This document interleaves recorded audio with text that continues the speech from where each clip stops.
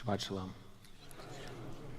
Sometimes when I'm out and about with my older daughter, Sela, I suggest that we just stop and listen. Together we name everything that we can hear. Near where we live, that's often the waves crashing on Baker Beach, airplanes flying overhead, cars driving, neighbors talking, and the occasional siren in the distance, which my daughter really gets a kick out of. This exercise worked quite well recently when we were in Redwoods. Sela had decided to lead her mom and me up a path that we'd never been on. And she's a very determined little hiker, and she was going with a lot of gusto and really enjoying it. But then it was time to turn back, and she really didn't want to turn back. So I decided we'd play the game. Listen, what can you hear? The wind in the leaves, our own feet walking, conversations in the distance, at least two different birds chirping, and then we heard a tapping sound. I realized it was the tap, tap, tap of a woodpecker. This got me excited, and I tried to explain to Sela what a woodpecker is, and she was interested, but I don't think she really got it.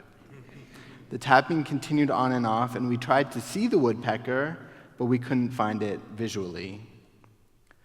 As we walked back to the park on our way home, I wonder what it means to listen to Muir Woods.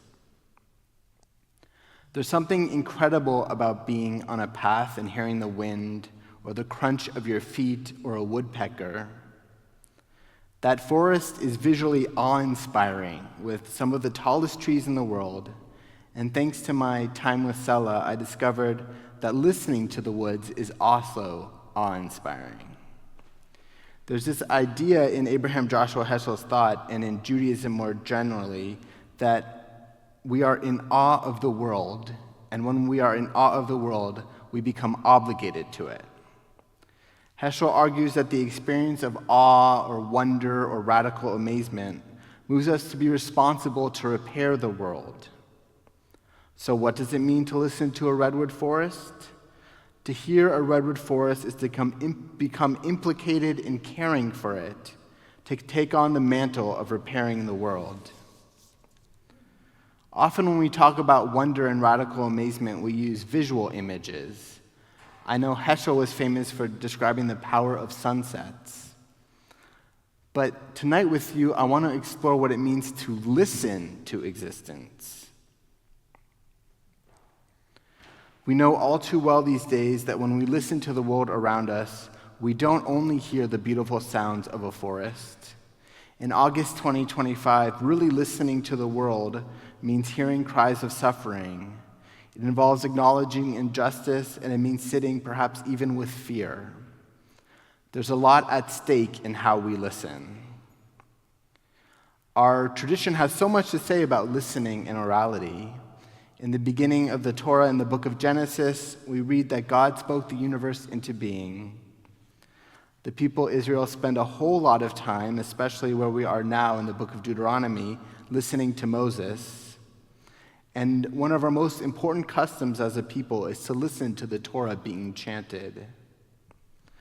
Then there is, of course, the Shema, the closest thing Judaism has to a credo, which tells us to hear or listen.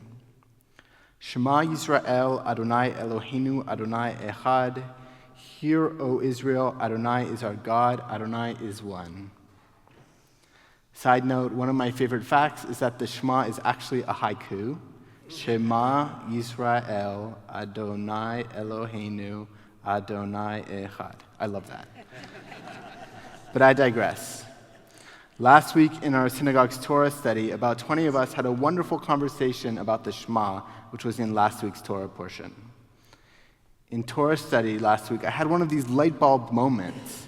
This realization helped me to better understand what it means to listen in a Jewish way. We were looking at how the word Shema can actually mean three different things. Just a couple verses before the Shema appears in last week's Parsha, the same root of shin, mem, ayin appears in a context that very clearly means obey.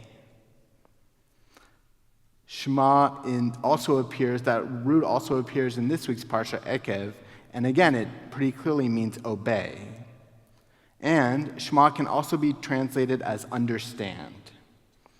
So in Judaism, lishmoa, the infinitive of Shema, means to listen, to obey, and to understand.